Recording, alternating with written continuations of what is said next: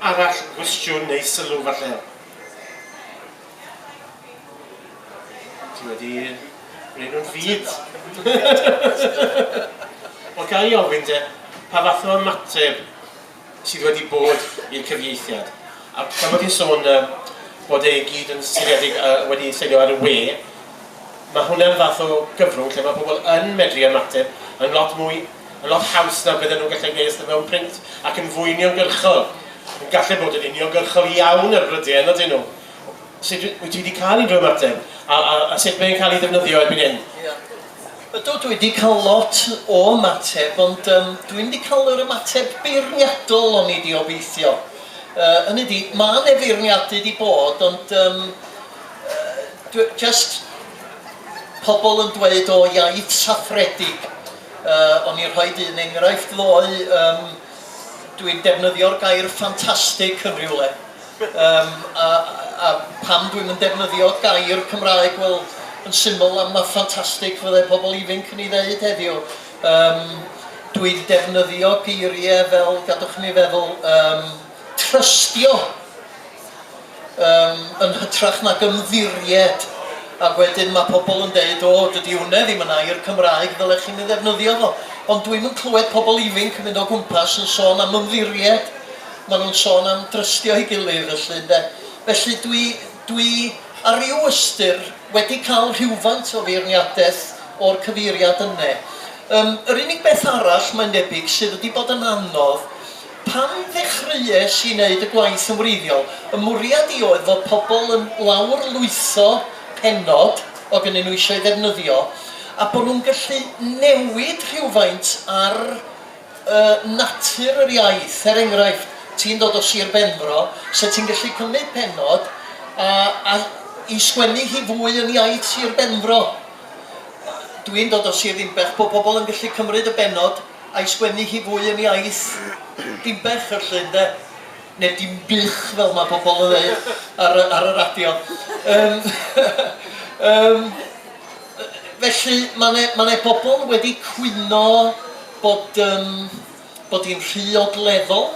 Mae bobl eraill yn cwyno bod yr iaith yn rhy ddeheuol. Felly dwi wedi cael y math yna o ymateb. Ond yn gyffredinol, mae'n rhaid i mi ddweud, dwi wedi rhyfeddu at y bobl, mae'n dros 100 o bobl ar gyfartaledd yn mynd i'r wefan ac yn defnyddio'r cyfieithiad bob dydd, sydd yn dipyn o bobl dros gyfnod o flwyddyn. A hefyd mae lot o bobl rwan yn defnyddio y cyfieithiad ar ei ffonau symudol ac yn y blaen. Felly, ar y cyfan mae o fwy positif o lawer na be o'n i ddisgwyl. Dwi'n ffili dychmygu mae pobl ifanc yw'r rhai sydd wedi bod yn cwyno a beth i'n... Na.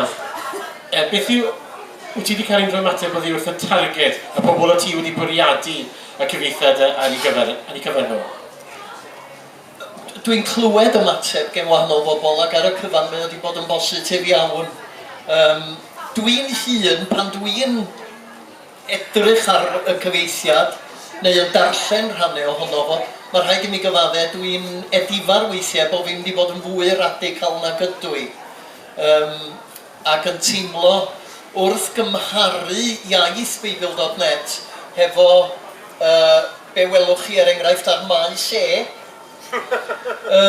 dwi'n teimlo bod iaith Beibl.net yn llenyddol iawn ynddo, a dwi'n teimlo tybed dylwn ni fod wedi mynd gam ymhellach eto, ond dwi wedi cael lot o bobl ifanc yn diolch amdano fo, a lot o bobl yn dweud bod i pobl ifanc yn ei gwerthfawrogio. Yr un peth wrach sydd wedi rhyfeddu fi fwy na dim ynglyn â pobl ifanc ydy gymaint ohonyn nhw sy'n gofyn ganw lyfr. Oherwydd o'n i'n meddwl bod ni'n symud i'r oes pan oedd cyfrifiadur ffôn symudol neu tablet yn ddigon. Ond mae bwysau aruthrol wedi bod am gyfeiriad pobl ifanc i gael llyfr. Maen nhw'n dal isio gallu troi tudalennau sy'n ddiddorol yn marn i. Sydd dim ond yn dangos pa mor hir yw'r traddodiad o ddefnyddio'r llyfrau ac dwi ddim yn mynd i ddiflannu dros nos yma hyd yn oed ymwneud pobl ifanc.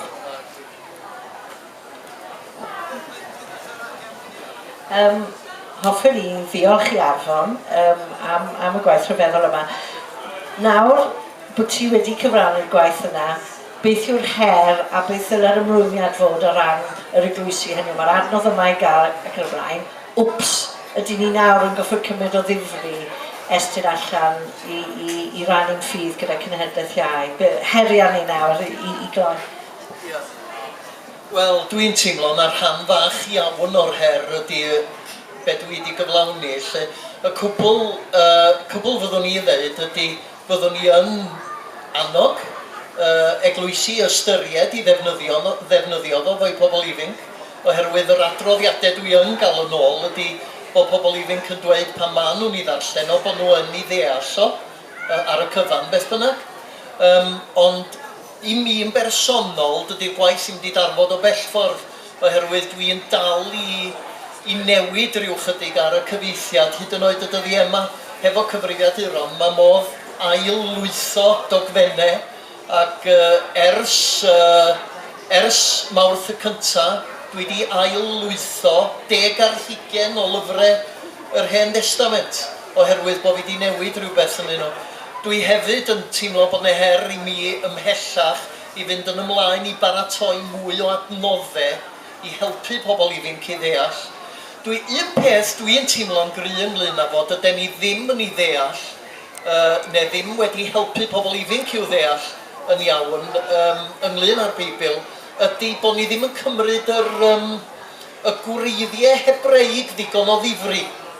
Da ni'n darllen y Beibl yn aml trwy lygyd Groegaidd a trwy lygyd hefyd yn traddodiadau. Ac pan mae rhywun yn edrych ar y gwreiddiau Hebreig a cred yr Iddewon a dealltwriaeth yr Iddewon o'r Hen Testament a'i disgwyliadau nhw am y Mesia ac yn darllen geiriau Iesu Grist yn oleuni hynny wedyn, mae o'n agor byd newydd yn y marn ni sydd yn gwreiddio y ffydd Gristnogol, yn gwneud y ffydd Gristnogol yn rhywbeth corfforol yn hytrach na rhywbeth ymenyddol neu athrawieithol felly. Dwi'n gwybod ydy hwnna'n ateb y gwestiwn ni. Wel, diolch yn fawr iawn. Mae'n amser ni wedi dod i ben. Dwi'n teimlo bod fi wedi cael fy braint nawr, achos dwi'n credu...